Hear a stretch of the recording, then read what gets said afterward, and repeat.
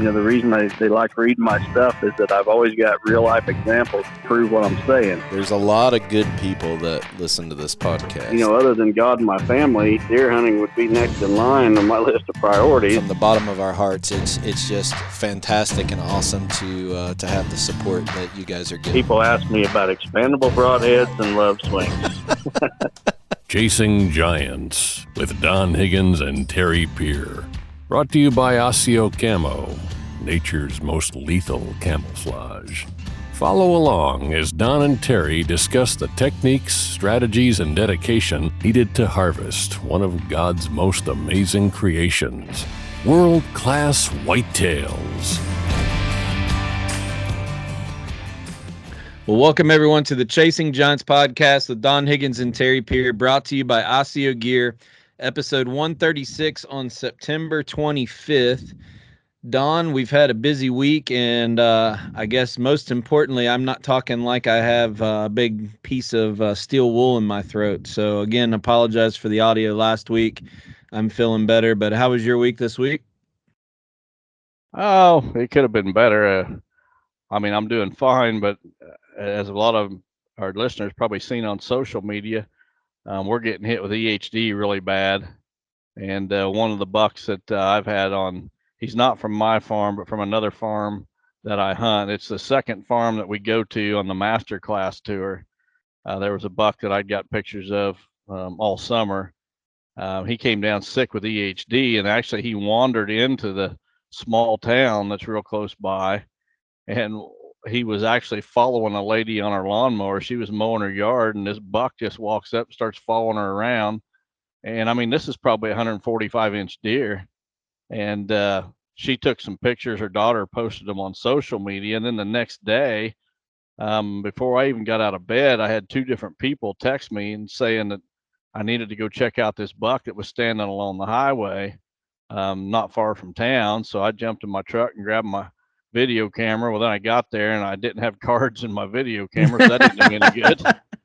But I had my cell phone and I took some video that I posted. But every single day somebody local is sending me pictures of dead deer, and it's hitting really hard in our area right now. And I think it's hitting in other states too, but most of the reports that I'm getting are here in central Illinois. I know Ohio's getting hit in certain areas really hard, but Kentucky, I haven't heard anything. We had the huge hit last year down in eastern Kentucky, and then a couple years ago in western, but I haven't heard anything around us. But we've been wet all year, haven't been dry at all like other areas have been. I guess there's not more of a sinking feeling as all of us who work so hard to prepare and get ready and track, and then we have these outbreaks around us, and we're just sitting there that night laying in our bed wondering, did one of our target bucks end up getting it or not? And there's not a thing we can do. That's the tough part. There's not a thing we can do to change to turn the events. I think really the only thing that we can hope for is a frost as early as possible, right? Yeah, that's about it. Especially in the states where you can't do any supplemental feeding, Real World Wildlife Products has the Expect Healthy Deer technology, and while I totally believe that it can save some deer, the challenge with wild deer is getting enough of them in it on a consistent basis, and so there's just no way it's going to save all of them. Yeah. And in a state like Illinois, we can't feed it anyway, so it really doesn't matter. Well, the other thing, mercy of Mother Nature. The other thing is people think that, well, the EHD outbreak is here, I need to start feeding mineral or complete feed. It doesn't work like that. You're having to build up immunity and let the ingredients of it go to work physiologically inside the deer. And it's not something that's just a switch you can turn on and now all of a sudden the deer are fighting it. But yeah. I don't know. I'm interested to see how this plays out. I guess the first thing that we have to do, with me hunting very close to you, and I know there's EHD down at the other farms where we hunt, is keep track on our inventory without getting too much pressure on the farm. I think the big, I guess, kind of temptation is all of a sudden run and check your cards every 3 days or walk your creek bottoms to see if you find dead deer. And the last thing we want to do is bump all of our target bucks out of their area or create intrusion for looking for something that's already dead or not dead. There's nothing we can do about it. So staying out and running our trail cameras is really the next step. From there, we're gonna have to really decide what we shoot this year. I mean, if we really have a big hit on this, we might have to change our game plan as far as what's on the hit list this year. Well, and the sad thing is that there's too many deer hunters that are not going to change their plans whatsoever. They're going to go ahead and, if they've got 3 tags to fill, they're going to do everything they can to fill 3 tags, which makes it even more critical for those of us trying to be conservationists, that we really analyze our specific situation and, decide what's in the best interest of the deer herd, as well as our own hunting. But the deer herd always comes first for a true conservationist. You would think that a state, knowing that these biologists know when EHD is ramping through, you would think that immediately they would start making adjustments to the doe harvest. I mean, immediately.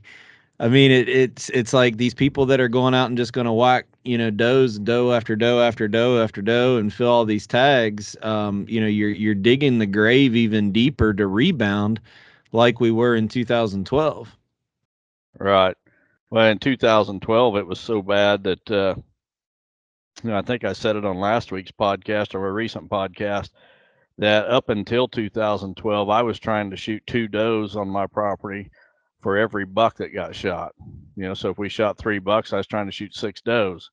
And after 2012, the summer of 2012, from that point on, I did not shoot a single doe on this farm till last season, 2021.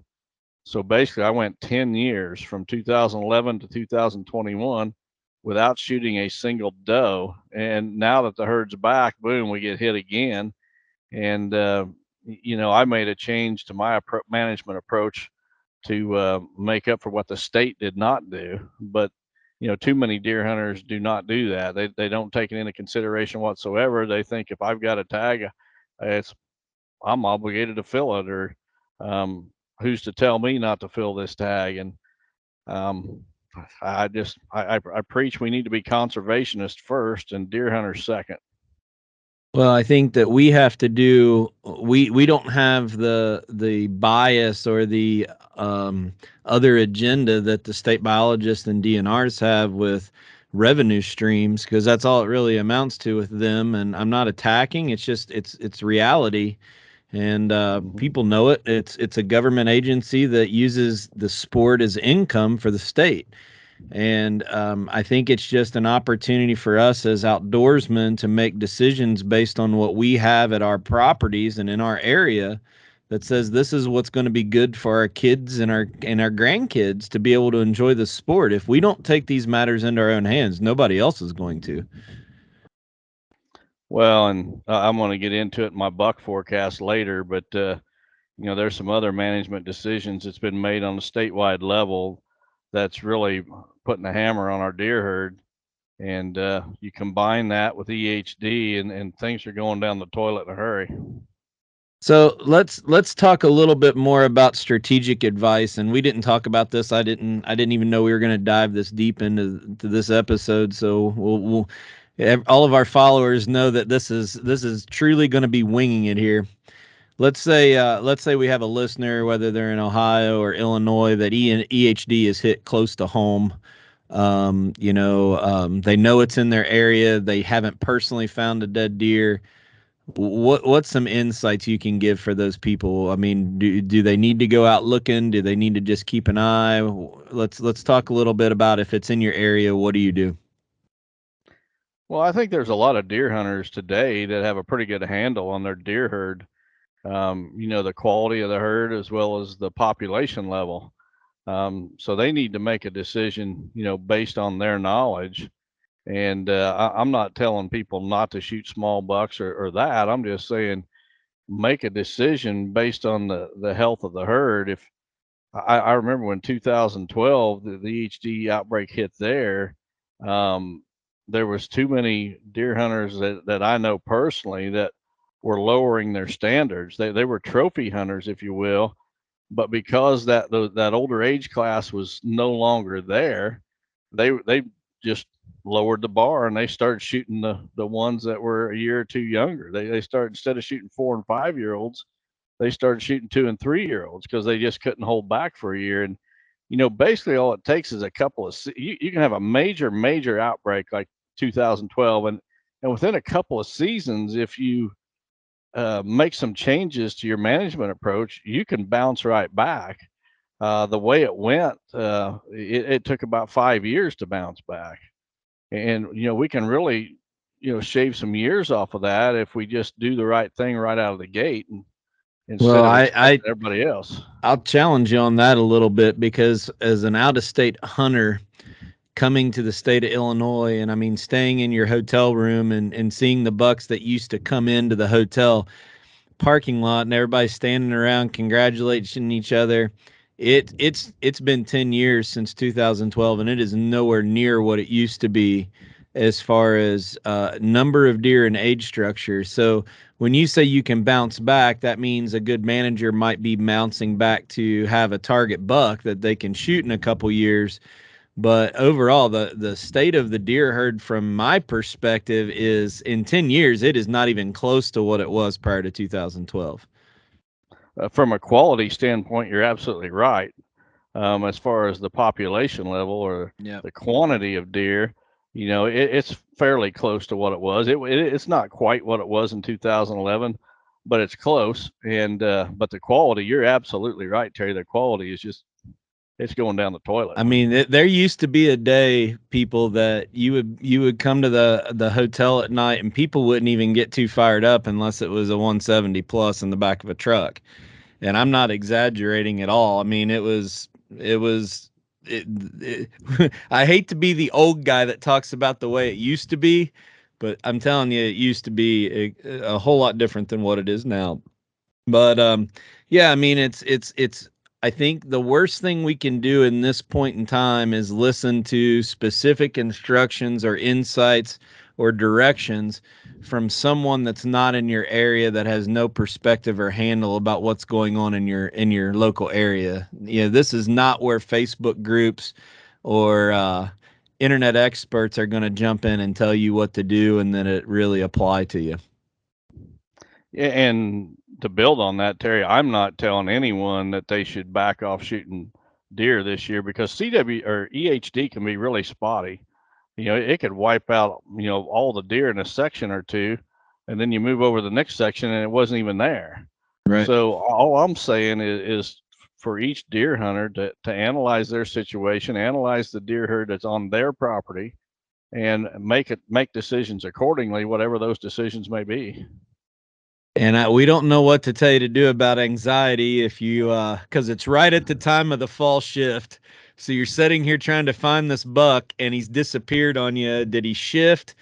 Did he bust away from his bachelor group, or is he laying in a creek bottom somewhere rotting away from EHD? I mean, the anxiety part of this whole scenario in the fall just drives us bonkers. Mm-hmm. I know there's a lot of guys that go out and they walk creeks and check ponds and all that. I don't. I just feel that the human intrusion that causes does way more harm than my trail cameras are going to tell me what's there if I'm just patient. To go and stomp, every inch of creek and look at every pond for miles around, yeah, you're gonna see and get a good handle on the situation. But from a hunting standpoint, you're really kind of shooting yourself in the foot too. Yep. Well, for all the people, keep communicating, keep telling us what you're seeing. I know our friend at B&M Venison, Brian Teets, he sent me a message earlier. They found some dead ones down there around where he's at, which is probably 45 minutes southeast of you. So almost halfway between some of the farms that I hunt and your farm. So they found some, and then we've gotten a lot of reports from our listeners that are over in Ohio that some pockets are popping up there. I do want to take a minute and congratulate someone that's a listener to the podcast. I know there's been a couple good bucks shot, and we can't congratulate anyone or everyone, But Danny York, a podcast listener, he's a really good friend of mine. I actually hunted with him quite a bit when we were back in the video stage. He shot an absolute giant this morning, Don. And congrats to him. He's been trying to put a plan together to kill this deer all summer. And he had him come through last night after dark, couldn't see him, and then figured out a way to slip back in and get him on his way back to his bed. So this deer's a typical frame with fork G2s. I think he's every bit as big a mid 170s, may push 180. Still in full velvet. Pretty cool. Congratulations, Danny. I met Danny probably, about 15, 16 years ago. Yep. And a great guy. So always good to see the good guys get a giant.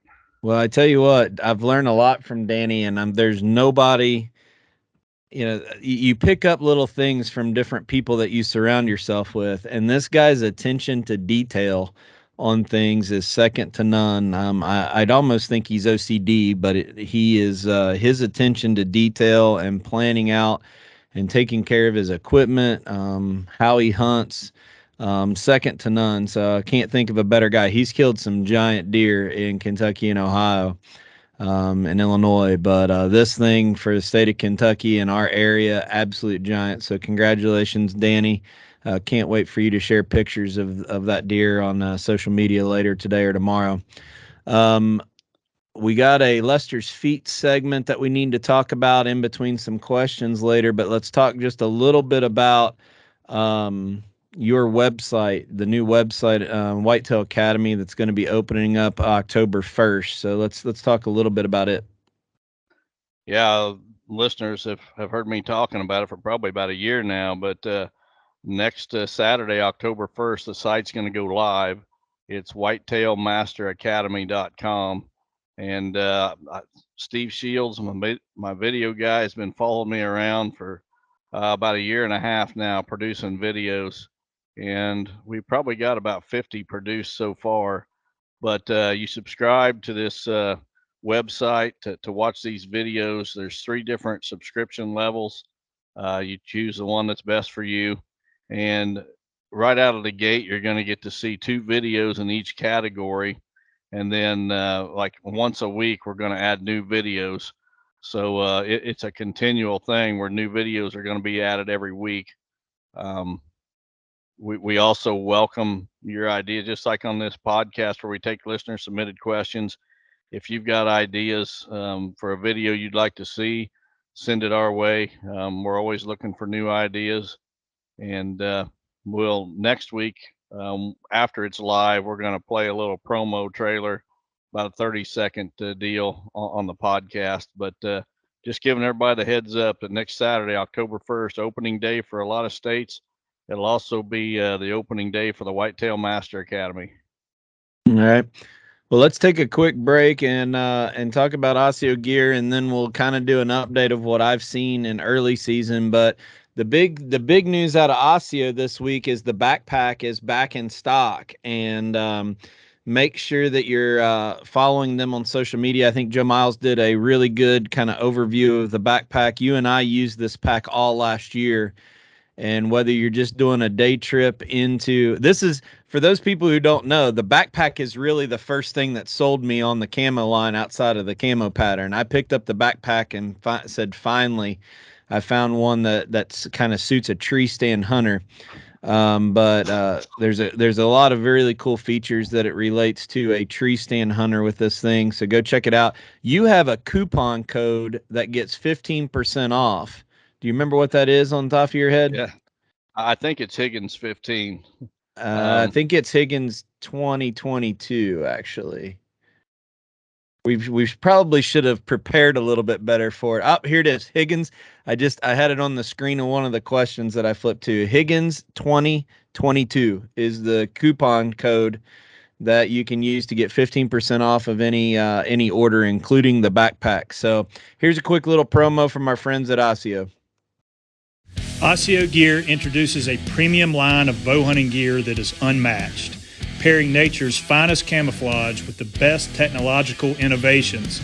Osseo Gear brings whitetail bow hunters the gear they need to be the best at their craft.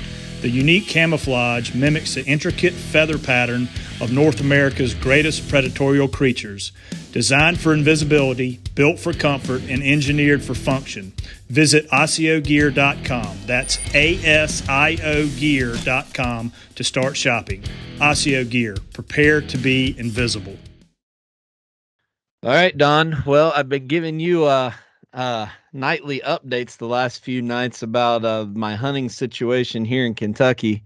Man, this joker is getting the best of me. Well, you're seeing good deer just about every time out, mature deer. So you're doing something right. It's just a matter of time before he comes close. Well, I told Don tonight afterwards, I've now hunted 4 nights since opening week, and it's the 25th. So I haven't hunted a whole lot. I was in Chicago for about 10 days, and the whole first opening weekend, we had the wrong wind. So I'm practicing what we preach, and that's hunt fewer times when the conditions are right. But I have 3 bucks on the property that are 5 or older, but I'm only willing to shoot one of them. And believe it or not, I could have shot the other 2 multiple times. But Thursday night, it was prime conditions, 25-degree temperature drop, wind out of the northwest. Got to see him at 52 yards. He didn't come in. He was just skirted around the edge. I could have flung an arrow at him, but it wasn't the right thing to do. When I was younger, I would have kicked myself in the foot for not doing it. But at this point, if I don't get him, I don't get him. But I tell you what, though, all the moon guide and moon phase people out there, it's Sunday night, September 25th. I've seen these bucks every single night I've hunted, except for tonight, and the deer movement was horrible tonight. I think I only saw probably 3 does with fawns, and that was even me glassing the alfalfa field that's about, 400 yards away, that I can usually see all the deer out in it. So real interesting that tonight shut off. Tomorrow night should probably be good. We've both said that you're never going to really have 2 bad nights in a row. I've noticed that over the years. If you have a really, really good day, you're probably not going to have 2 really, really good days in a row. If you have a really bad day, you're probably not going to have 2 really bad days in a row. It just seems to even out. Well, I know with the cell phone technology and wireless earbuds, a lot of people go into the tree stand and listen to books or watch YouTube videos or whatever. I'm sitting there trying to think, how can I change this property to better utilize NutriCrave corn? And I texted you a couple times from the tree stand, and I've had corn on my property, but with the corn testing we're doing this year, I have more acres of corn out. And Don, I'm telling you what, I this isn't a pitch for Real World specifically. It's just there's something about, I don't know what the tissue analysis is going to come back, but it's not just the deer, it's the turkeys, it's the everything else I can look at the difference between Real World's Roundup Ready corn, still our corn, and the NutriCrave corn, and all of them are hitting the rows of this NutriCrave corn, and I've never seen anything like it with the other years that I've had corn on the property.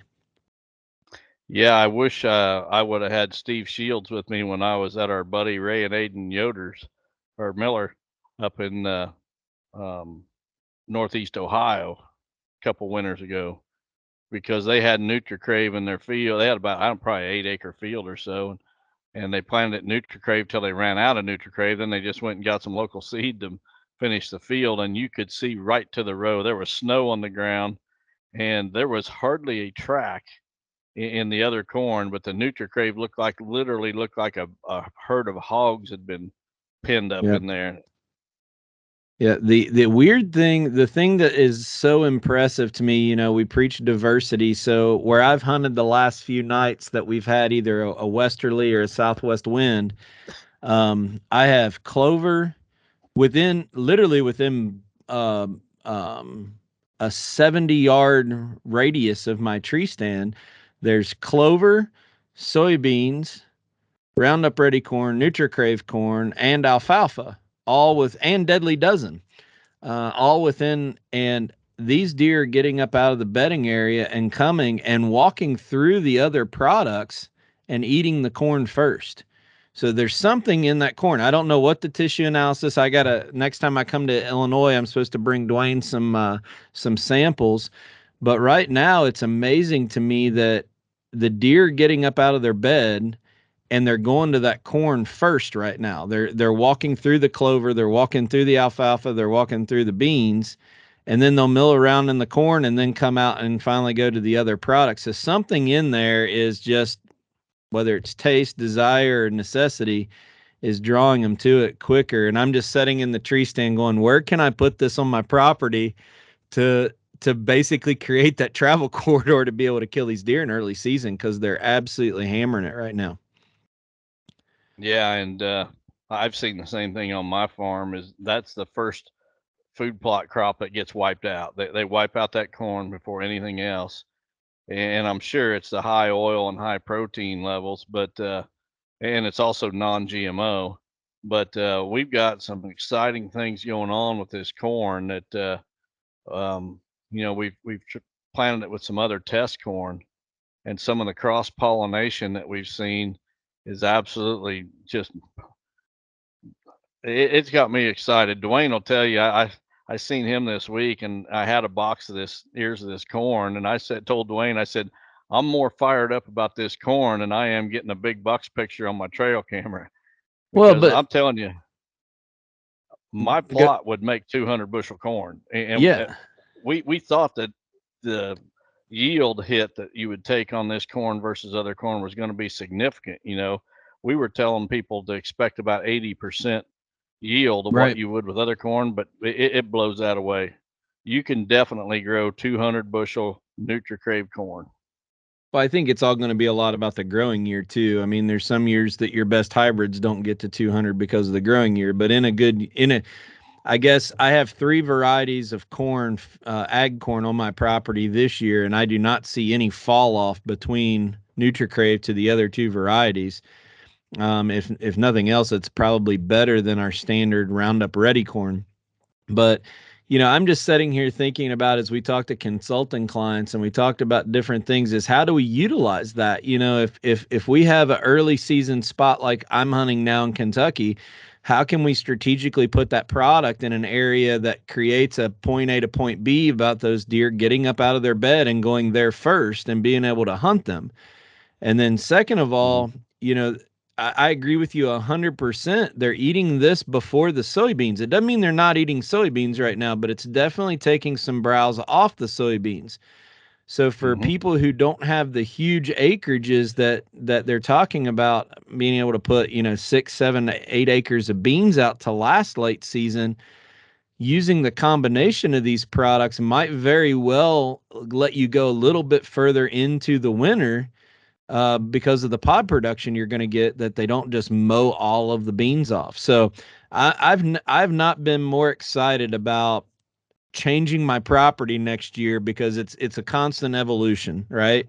About how I'm going to use this corn next year more strategically, because I don't think, unless you have other tasks for me to do, I don't think I have to do the level of testing next year with other varieties.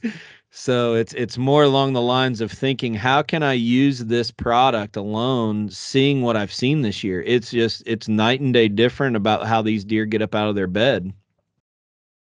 Yeah, and I'm a huge soybean fan.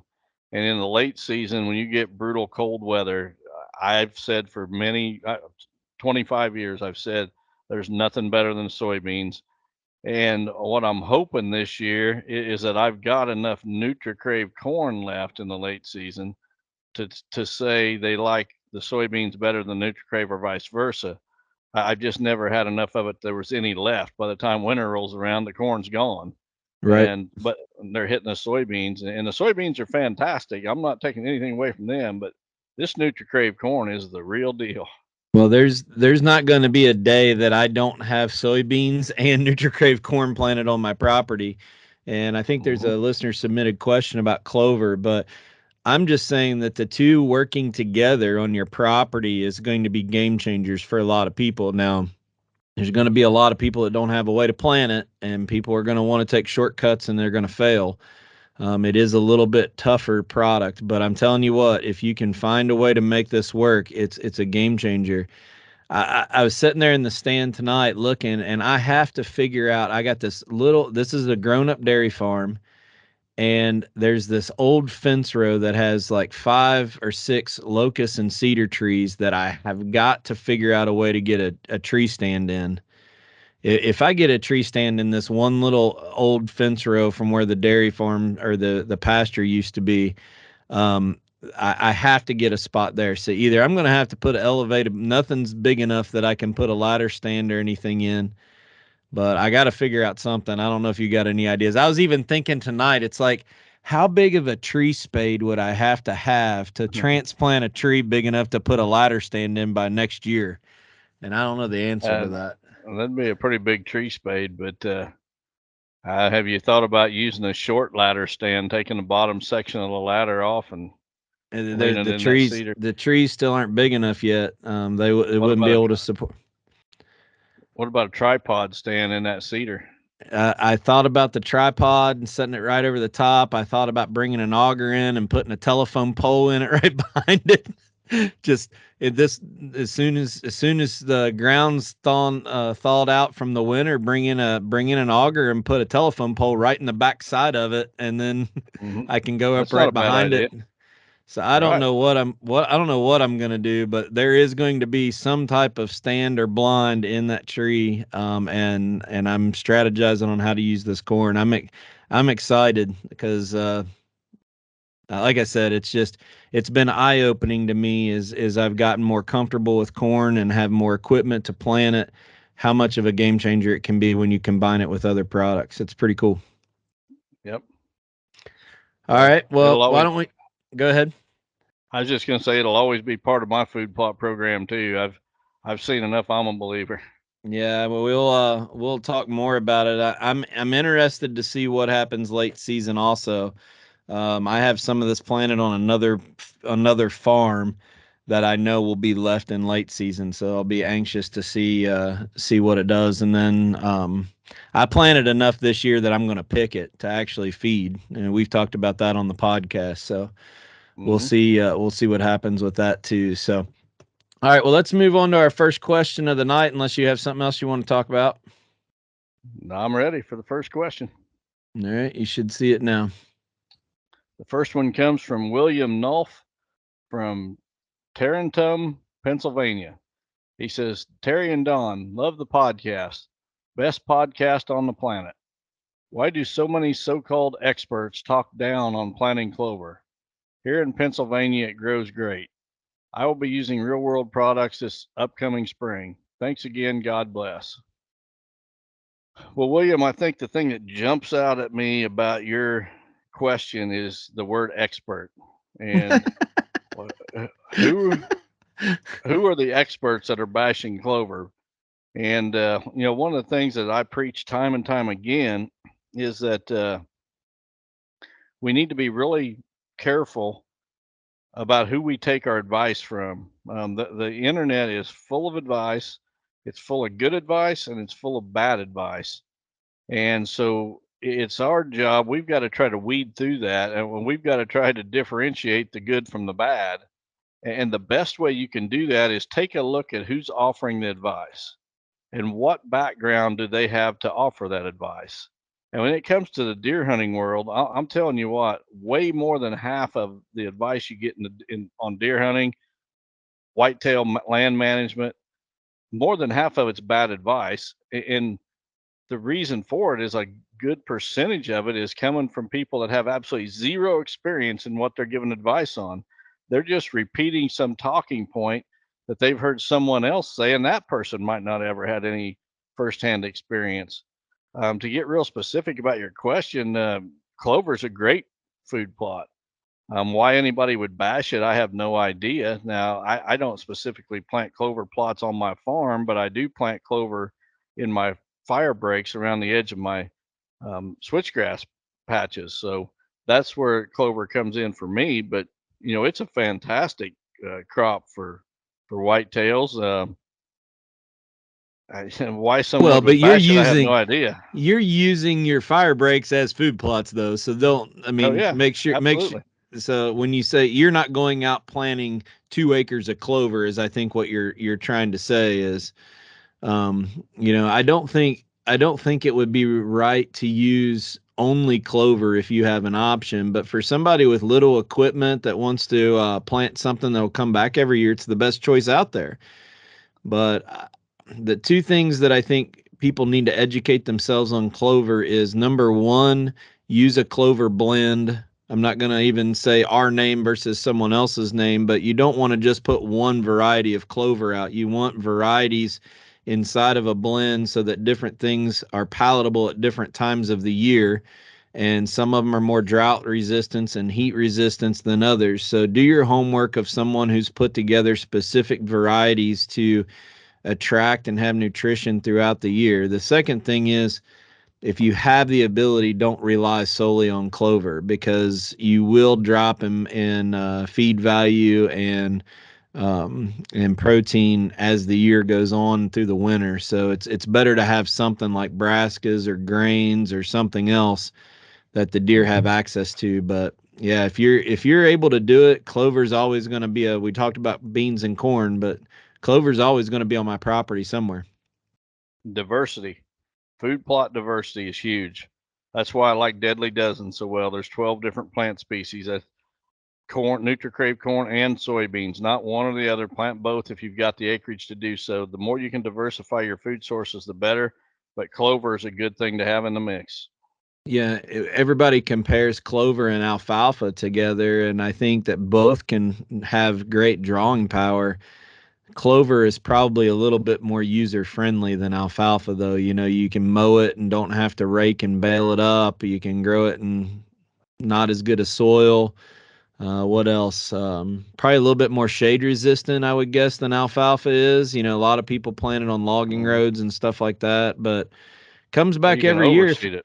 Yeah, if people take care of it, it'll last for years. So good investment to go through. So is that all you got on that one? That's it. Hey, Spinks from Quiet Cat here in our virtual showroom space, where you can connect with a product expert and learn all about our bikes, our accessories, and what makes Quiet Cat the leader in off-road electric bikes. Schedule a live session today by clicking in the link below or going to quietcat.com/meet.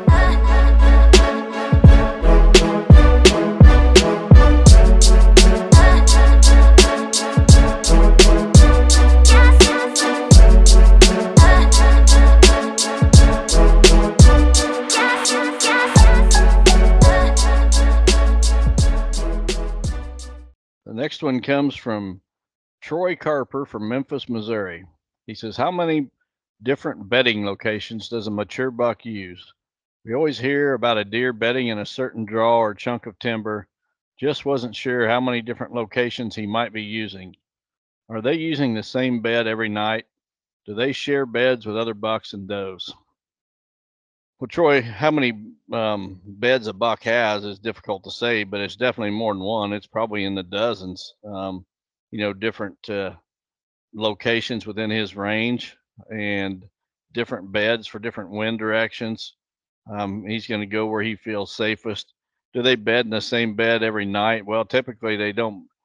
They're using those beds during the day, not during the night. Now, during the night, a lot of times they just bed down in an open field where they might happen to be feeding, or especially in a grassy area along the edge of the field or a grass waterway in the field is where they really like to bed at night. But when you start talking about where they're bedding during the day, a buck's got multiple beds. It'd be impossible to say how many different beds a buck might use. Yeah, I don't know that that's even possible. I saw a video, somebody took drone footage up over a bachelor group that was bedded down during the day and found them and went right down. They were low enough that one of the bucks actually looked up at there's 3 good bucks in it. But the interesting thing that I saw in that is the 3 bucks were all had their backs to each other.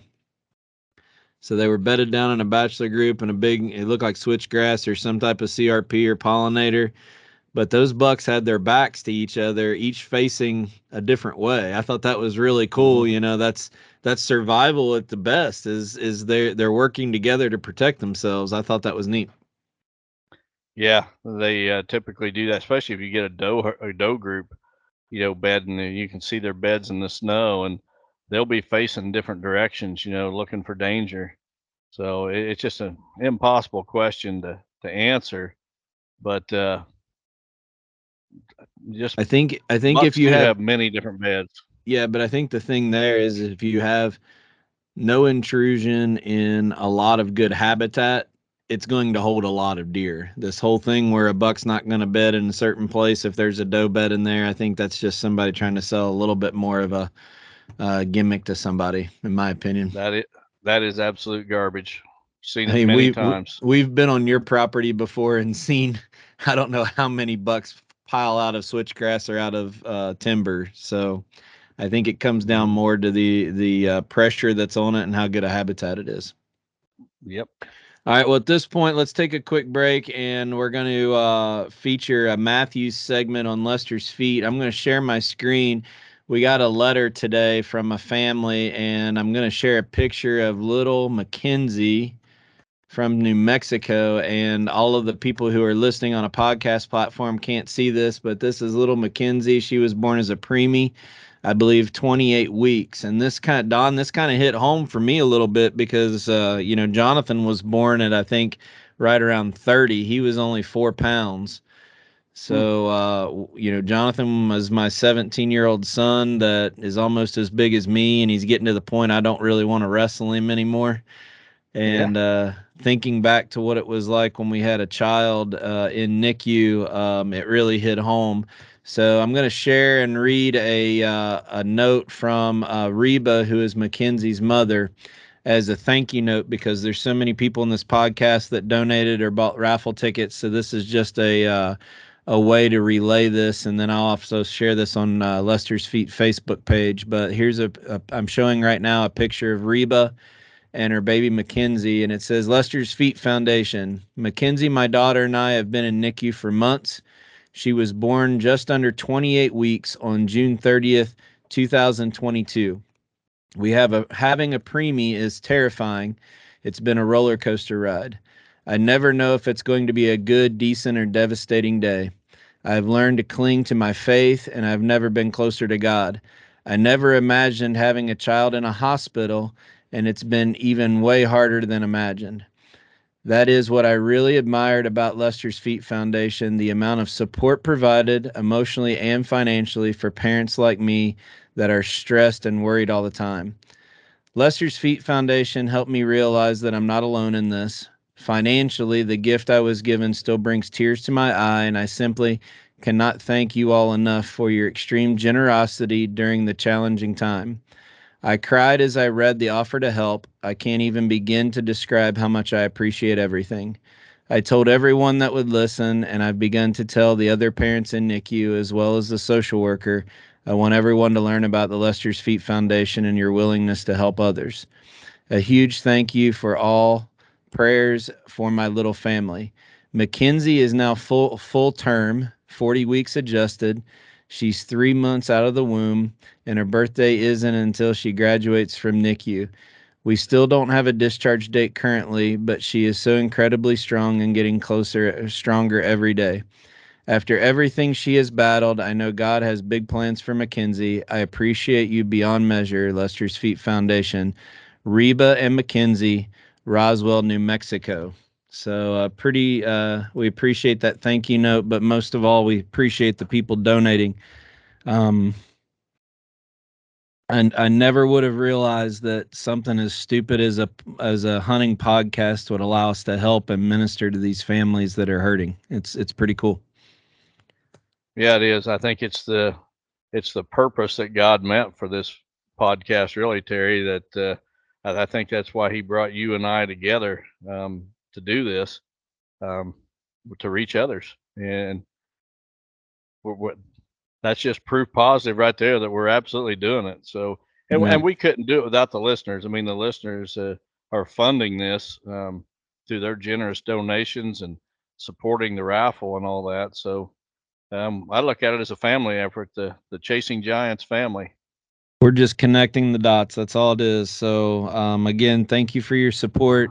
I wanted to show that picture and read that from Reba. Yeah, it's basically she's had to take off work to take care of the baby in NICU, and we were able to step in and help cover her bills while she's taking off of work and unable to get an income. So, pretty cool story. Let's move on to question number 3.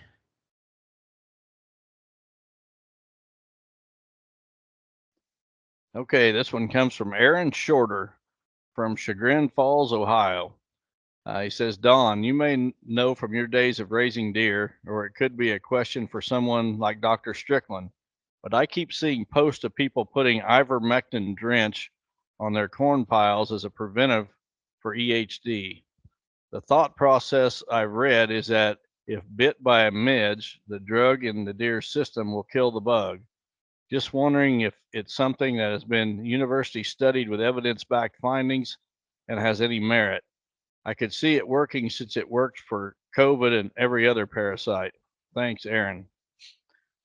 Well, Aaron, so first of all, ivermectin is a anti-parasitic. It's a wormer. They use it in horses, cattle, livestock, among other things. You mentioned that it kills the bug. Well, EHD is not a bug. EHD is a virus. It's a virus that's carried by a bug, by the midge gnat. Ivermectin it comes in various forms. It can be taken orally by the animal, but it also comes as a pour-on or a drench, as you mentioned, in which case you pour a certain amount based on an animal's body weight on the animal's back, and it basically soaks into the skin. It does work as an insect repellent when applied that way. I've used it on cattle for years, and right after you do that, the flies on your cattle will not be there for a certain number of days. But as far as pouring it on the feed and then having the deer ingest the feed, and I'm guessing having that ivermectin in their system, that ivermectin is not going to kill that virus. Now, it may help repel the midge gnat. I don't know for sure. I don't think there's any studies been done on that. It may help and it may not help repel the midge gnat, but it absolutely is not going to kill the EHD virus should that deer get it. Um, I'm going to go down a little rabbit trail here now on this topic.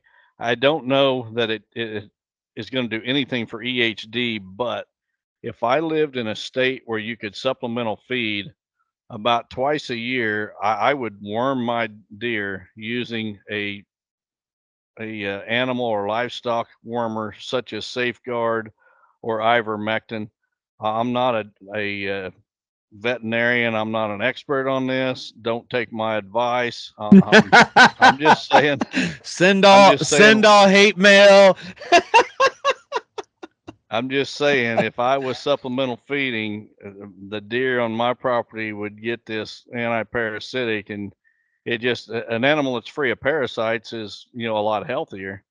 So I'll leave it at that. Yeah, I mean it's now the FDA is going to shut us down next week, Terry. Oh, we'll get I think we'll get shut down for other reasons beyond that if the government's stepping in on this podcast. But no, it's a great point, and it's not specific to EHD. It's overall health of the herd and keeping parasites down. I mean, whether you get pictures of deer with diarrhea or you get a lot of flies, ticks. We've all gotten those pictures of a doe in early season when they're just covered with ticks and flies all over their face. And if we can keep that down, the better. But again, it comes back to these states opening their eyes and saying that supplemental feeding, even if it's only outside of hunting season, can be a beneficial thing to the herd. You got your hands tied. You can't do anything where you're at. So, on this topic, it's been a few years ago now that I seen someone, I don't remember who it is, but I was talking to the person who invented this. They had a deer feeder that the feeder had a sensor on it. So when a deer came up to feed, it shot a some kind of bug spray on that deer's back, and it might not have been ivermectin. I think it was permethrin, which is another fly spray that's used on livestock a lot. But the deer would come up and his sensor would sense that deer, and then the sprayers were rigged up in such a way that it would spray back on the deer's back as that deer was feeding. And I don't know whatever happened with that invention, if it ever got anywhere, if the deer actually would come in there and do that, or if they didn't like being sprayed or what. But just shows that there's a lot of ingenious ideas out there if they have some real world application. Yeah, I'm guessing that a deer wouldn't like something getting shot all over him when he went in to eat, but who knows? At least a mature buck probably wouldn't go for it. Nah, I doubt it. But it's you get a mature buck to eat consistently out of a feeder to where they get enough ingestion. I mean, you mentioned it earlier today. In wild deer, it's the hard part is getting them to consume enough of any one thing that it's going to put them over the edge. Now they consume a little bit of it, it's a help, but where that line is, we really don't know. In captive deer, you can truly see a tangible benefit to it, but wild deer, it's one of those things. A little bit's better than nothing, but how much does it take to really help? We don't know. Right. All right, question number 4. Okay, this one comes from Drew Edwards from Irving, Illinois. He says, Don, love the podcast and all you do for the deer hunting community, from endless information to Lester's feet. I've been catching up on a few of your latest podcasts, and a question came to mind regarding smaller tracts of land. I own 40 acres, 15 tillable, 25 timber. That is a long and narrow tract with access only from the west. The property is typical central Illinois ground with timber ag on 3 sides and a city lake on the east side. The previous owner cleared out 2 half-acre food plots on the east side of the property in the timber. My problem is accessing those, hunting without running every deer out of my area, since I can only access from the west. I am considering changing those to bedding areas with bedding in a bag and only hunting the accessible side of my timber on proper wind days. Right now, it seems like deer bed all over the timber with no set bedding area. So with my question is on a small tract of ground in the middle of others that are hunted regularly, would you rather have a good bedding area or a food plot in the middle of that timber? FYI, ag fields are within 400 to 500 yards on 3 sides of this. Well, Drew, without a doubt, I would rather have the deer bedding on me than feeding on me. During the daylight, that's daylight hours. The deer is going to spend way more hours in bedding cover than he is in a food source. So I'd rather have him bedding on me. A couple things, takeaways from your question. First, you've got these 2 half-acre plots on the west side that you're going to convert back into bedding cover, and you suggest using Real World's bedding in a bag. I'm just going to tell you that's not a good idea, and that's a waste of money. Those little half-acre plots, I'd just let Mother Nature take its course. If I was going to do anything, I'd plant a few trees in there and then walk away and let regeneration take place. And those that think that Terry and I are just always plugging Real World, without any apprehension whatsoever, here's a perfect case where I'm telling you not to buy the product. It's just not a good fit for that situation. The access, the long, narrow 40 that you've got, with the terrible access, why can't you put those food plots on the other end, the west end, where you access? And yeah, you're only going to get to hunt probably east winds or maybe southeast, northeast, and just put them, where they allow good access, and then, be patient and disciplined, and only hunt when the conditions are right. And I think your success on that property will be way better than trying to force the issue. I've hunted, what did I say, 4 or 5 times in 25 days, and had a shot at a 5-year-old buck or older every night except for one. So it's just not the one I want to shoot. So prepare more, hunt less, be more disciplined. You'll be more successful. That's it in a nutshell right there. People have got to accept the fact that we're not any different than anybody else. We still have limited time that we can hunt. But when you hunt just for the sake of hunting with no strategy, and you want to do something other than kill 2 and 3-year-olds, it's just not going to align with each other. It's different. Um, I hate to be brutally honest with people, but that's really all it is. Yep. And when you're trying to manage a property, you can't force things either. You got to take what the property gives you. And if the property gives you 2 stands that both take easterly winds, well, guess what? You hunt easterly winds from those 2 stands. You don't try to force things with a westerly wind, which, Steve Shields and I were producing a video. Steve was doing the production work, but I was providing insight on this video. Steve followed me around on several consulting visits last winter, and he filmed. He interviewed the clients. He flew a drone over the properties and did some fantastic animations with graphics on these properties. And there's one property that we did the video on this week, where it was a Kentucky property too, Terry, that this landowner had access from the west side, and he just did not have a really good west wind stand on the property, and he just kept insisting that he needed some west wind stands. And I had a really hard time, getting through to him that you take what the property gives you, and your property just does not lay out good for west winds. And we did throw one on the farm. As anyone that subscribes and sees this video is going to see that we did put one west wind stand on the farm. But as I talk about it in the video, I clearly say, if this was my property, this stand would not be there. But because this client insisted on a west wind stand, this was the best option I could come up with. Yeah, it's I'm not going to get you off on a tangent. I could get you fired up so quick right now. But I want to shift gears before we go to we're going to do 5 questions tonight. But we're going to play a buy farm segment. I recorded with Don Bailey last night, and this was, it was like talking to Don Higgins 2.0 in this thing. It started off, you're going to appreciate this. You haven't heard this yet.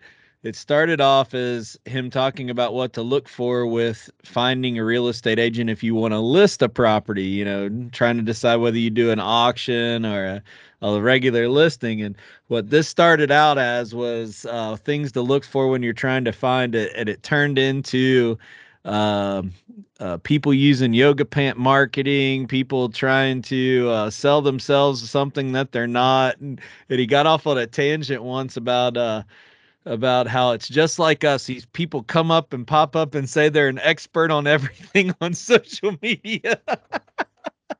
And I bet everything he said was true. It got sideways really quick, and I'm leaving it exactly like it was because it's the exact same thing that we talk about on this podcast. So here's this segment with Don Bailey of Buy a Farm for this week's Buy a Farm segment. Buyafarm.com is your source for farm, recreational properties, rural homes, and more. Now, here is Don Higgins with this week's featured property. Well, hey, everyone. Welcome to the Chasing Giants podcast and the Buy a Farm segment. And I have Don Bailey on the line with us tonight. How's it going, Don? Good.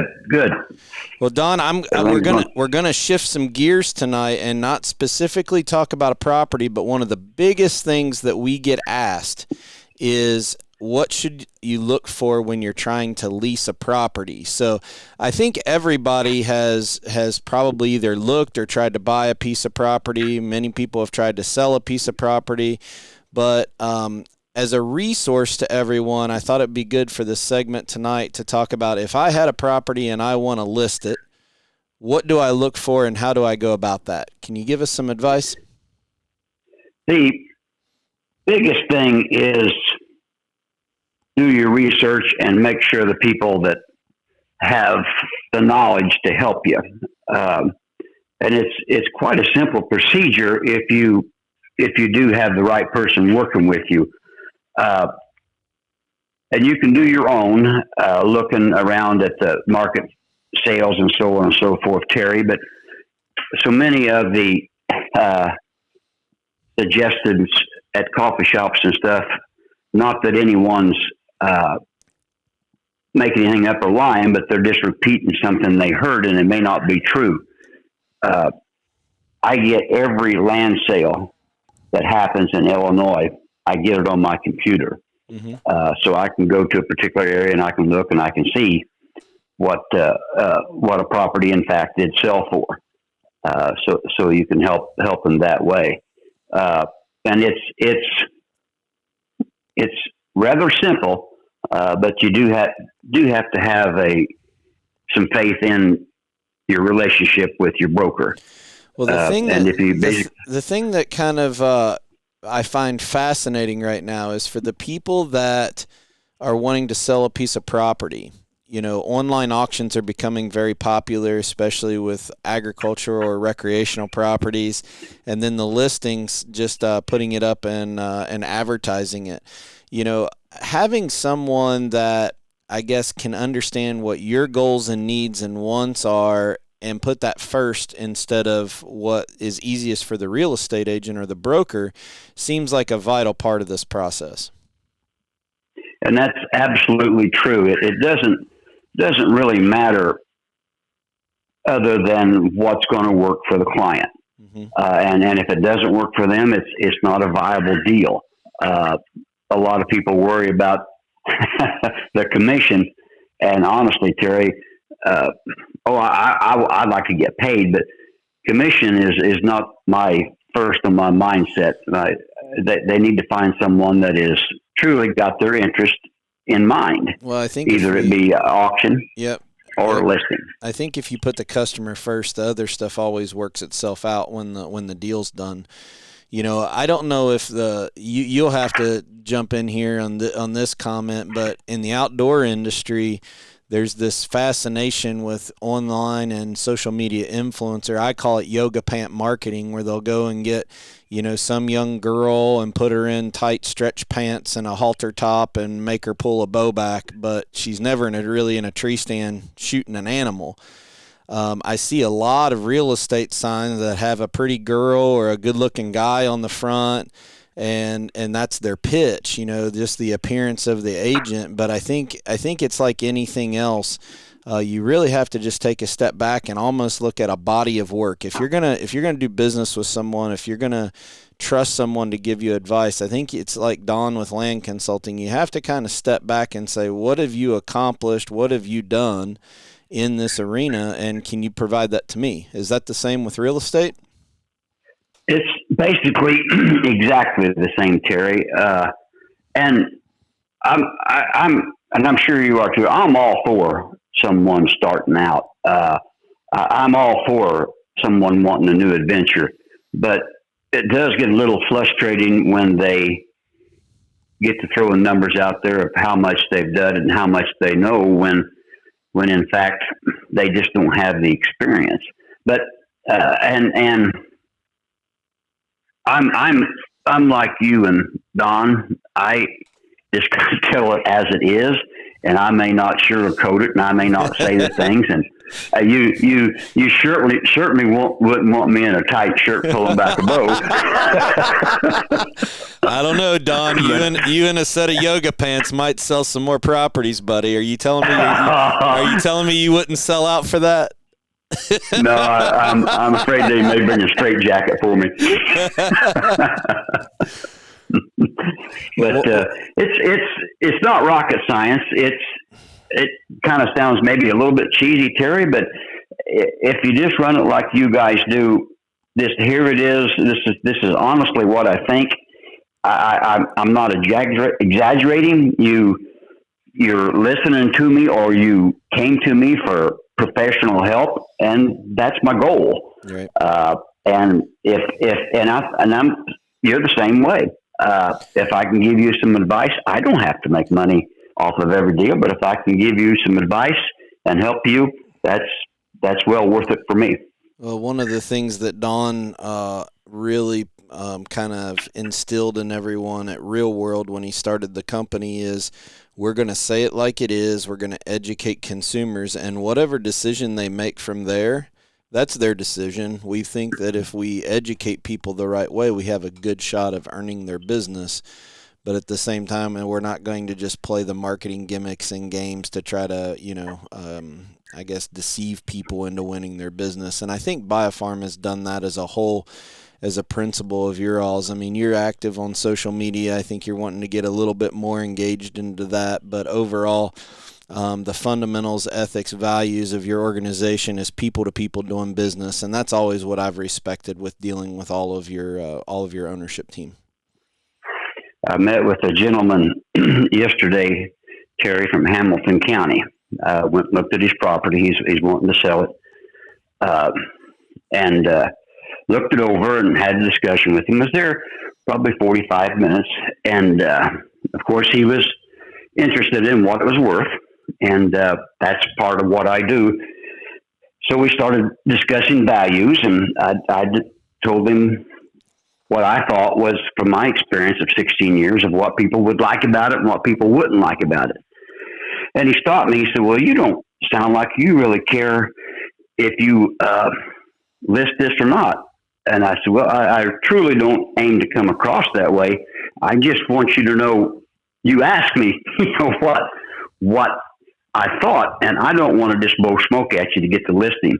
And, he said, you know what? I do appreciate that. And I'm reading you exactly as that way. He said, most people, or not most people, but a lot of people aren't that way this year. They're this way this season. They'll tell you anything, right, just to get your listing. And that means a lot to me. And you guys are the same way.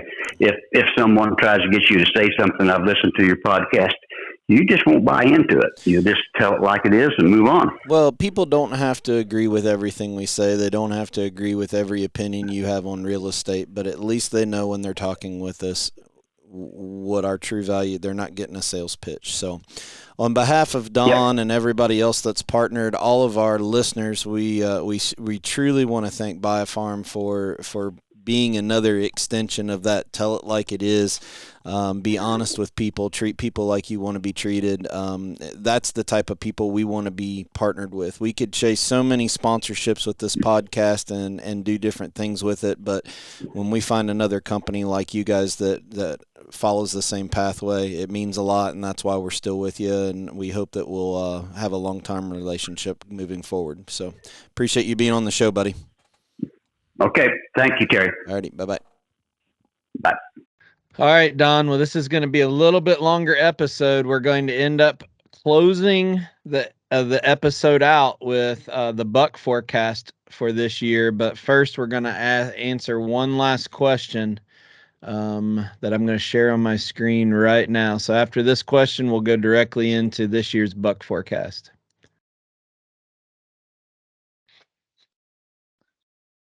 So this question comes from Grant Hegan from Greenville, Illinois. See, Grant thought that I might be reading this, so he had to explain how it's pronounced, because I'm not. He thought that I might be reading it tonight. Well, I'm guessing that he didn't have much faith in either one of us, but he says, Don and/or Terry, my situation has my mind all over the place, and I cannot find an answer anywhere. Is it possible, or have you seen and or heard of a doe who has given birth so early in the season that her button buck fawns were able to develop more than just buttons, such as spikes or forks? I have a very large and mature doe on my property, which I am very familiar with, that has two smaller bucks with her on every occurrence picture this year. The two bucks are small-bodied, short-nosed, and closely resemble yearlings, except one has a 4-inch to 5-inch spikes, and the other has a small fork and a short spike. Normally, I would think these were just two of last year's late-born fawns that still need some growing, except last year I witnessed the doe with a doe fawn and a little spike on multiple occasions, and I shit you not, I watched the spike attempt to nurse off of the doe. Am I way off track, or is this a possibility that this is a genetically superior doe that produces early offspring with the DNA buildup to produce buck fawns with first-year antlers? If this is the case, do I shoot that doe this year since she has two buck fawns?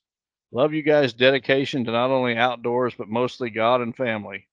Early on in your podcast, y'all helped me refocus my priorities in life and realize what is most important. Thank you, and God bless, and good luck this season, Grant. This is proof, folks, that if you put something in writing and we don't pay much attention to it, Don will read whatever is on the screen without even knowing it. We do not edit your questions. There was I think there was a scene in a movie once of a newscaster. They played a joke on him on a teleprompter, and he just read it as he was used to it and didn't even realize what he said. No. Well, Grant, what I think you're seeing is a doe that gave birth not early in the year, but late in the previous year. And those fawns are still, hanging around with her. With my captive deer, and I've have substantial number of friends that had captive deer across the country, some of the best genes that were ever in whitetails. And I don't know of, I know of some buck fawns that had little spikes, and I'm talking like 1 to 2 inch. And that was really something.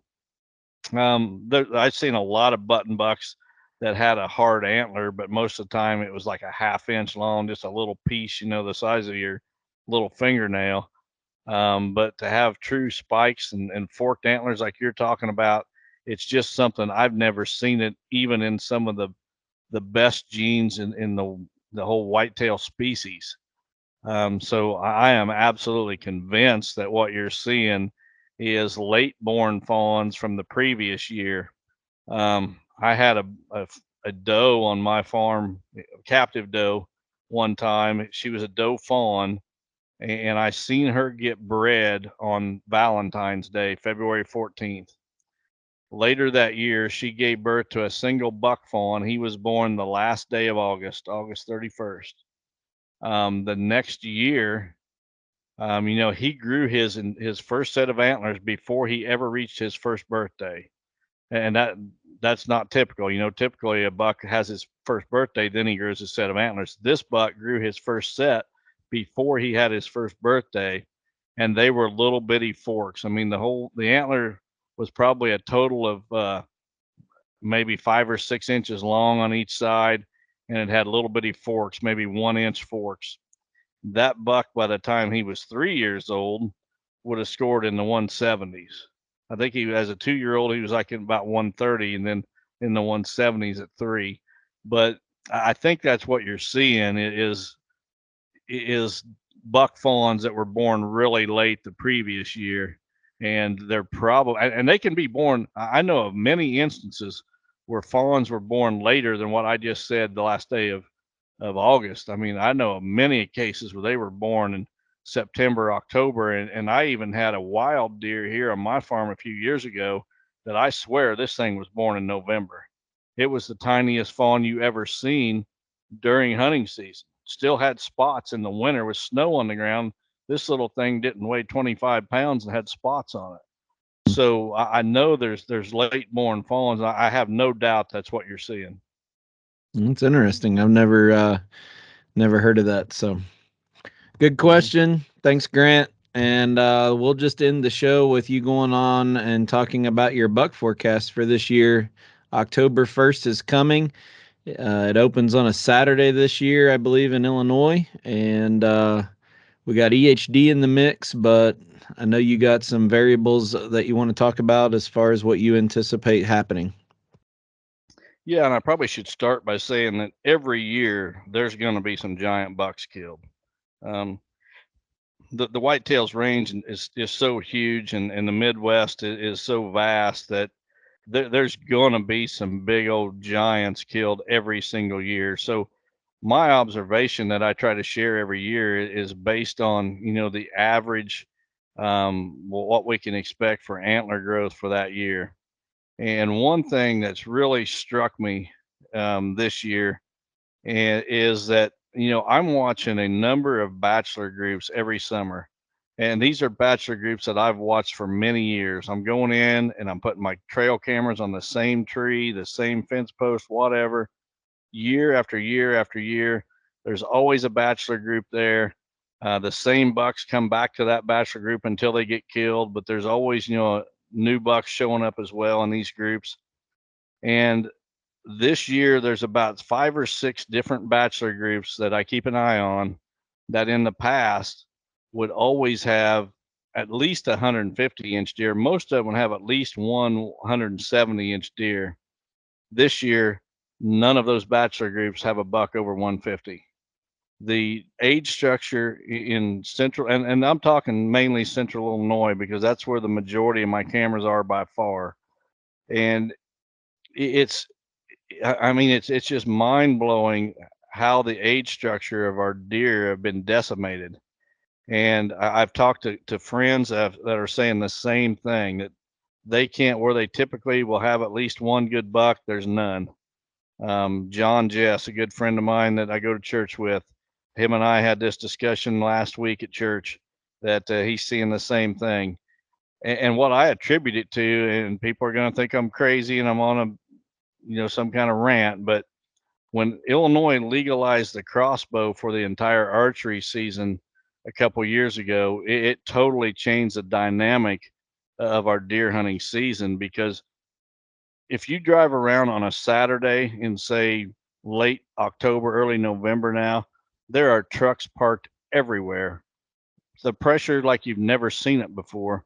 And if you drive around during our gun season now, it's very, you can count on one hand the trucks you see in one morning driving 50 miles. And what's happened is a lot of gun hunters have shifted to archery season because of the crossbow. And instead of, a gun hunter being out there for 7 days during our gun season, they now have about 117 days to sit out there with a crossbow. And it's been devastating on our deer. And something else I've noticed here in the last couple of years, I'm sure some of the listeners will remember me saying that I always felt that if I could get a buck through the gun season when he was a 3.5-year-old, that buck had a fantastic chance of making it to 6.5. Now, a lot of them got killed as 2.5s, 3.5s, but if they survived gun season when they was 3.5, the odds were very, very good that I could get that buck to 6.5. Because, after that, he just became smart enough to avoid the danger. Today, that's not the case at all. And today, I don't count on a buck being a shooter until he is a shooter. Even if he's 4 or 5 years old and I just want to add one more year to him, I don't count on it happening, because so many more of them are getting killed in that 3 and 4-year-old range than used to. And there's no other explanation that makes any sense at all. It's just the extra pressure of having all those extra bow hunters, if you will, many of them carrying crossbows in the season. So, my buck forecast for this year is really down. There's going to be some giants killed. There always is, no matter what the states do as far as their management. There's always going to be some giants. But I'm telling you, those bucks in the 140 to 170 range that were fairly common are becoming more and more rare. And if we don't do something to change it, it's only going to be the guys that have ground that they can manage that are going to be shooting those kind of deer. And even then, it's going to be tougher than it's ever been. Yeah, and then you throw those kind of numbers on top of a heavy EHD outbreak, and it could be decimated really fast. So I hope for everybody's sake that we're not sitting on the cliff waiting for a 2013 to happen, because a lot of us didn't even hunt for a period of time after that. So it'll be interesting to see how it unfolds and how each individual landowner and manager adapts their plan based on what they're seeing in the woods. So you're not the only one that said it. I mean, we as a whole, meaning Wes, you, myself, our close-knit group of friends, we all are very optimistic this year because we have some shooters to go after. But we had to search long and hard to get to those shooters. There's not an abundance of them. We're very excited about the opportunities that we think we have this year, but there isn't, one of the farms that we usually have a shooter on, I haven't gotten a picture of a buck yet. So, yeah. And I've literally had probably a half a dozen different really serious deer hunters tell me the same thing, that, what they're seeing in the bachelor groups this summer is way down from what it's been in the past. So Yep. take it for what it's worth, but I'm predicting a very poor season as far as buck harvest, but there's going to be some giants killed. So that little bit of hope keeps us going. We need to pray that this weather turns quick and we kill this EHD thing before it gets out of hand too. So, yes, for sure. All right. So next week, opening weekend is, I believe, next Saturday, I believe. Is that right? It is for us in Illinois and a lot of other states. So we'll be recording on the second day of the season in October. Have you decided if you're hunting yet or not? Do you know? Have you looked at the weather? I have looked at the weather. Cold front's moving in.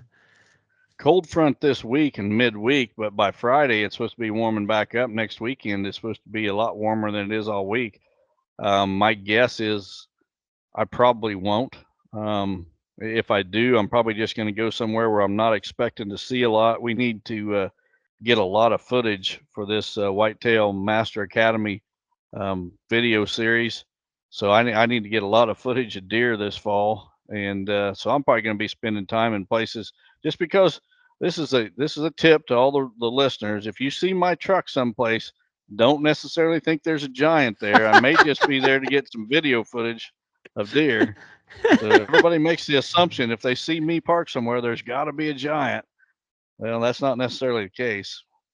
If there's a giant there, you're not going to see Don's truck setting out at the road. I can assure you that. That's true. That's probably he already has another plan. He has another plan in place for that. So if there is a giant, you won't know that he's there hunting it. So, all right. Well, we'll update as that goes next week and what your season's going to progress into.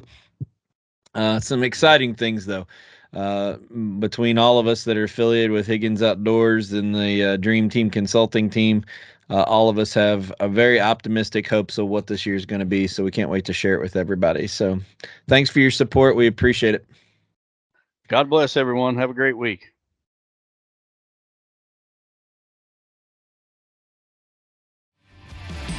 Chasing Giants has been brought to you by Osseo Camo, Via Farm Real Estate Company, 360 Hunting Blinds, Victory Chevrolet, Real World Wildlife Products, Matthews Archery, Novix Tree Stands, Gingerich Tree Farm, WildlifeFarming.com, Quiet Cat, and Vortex Optics.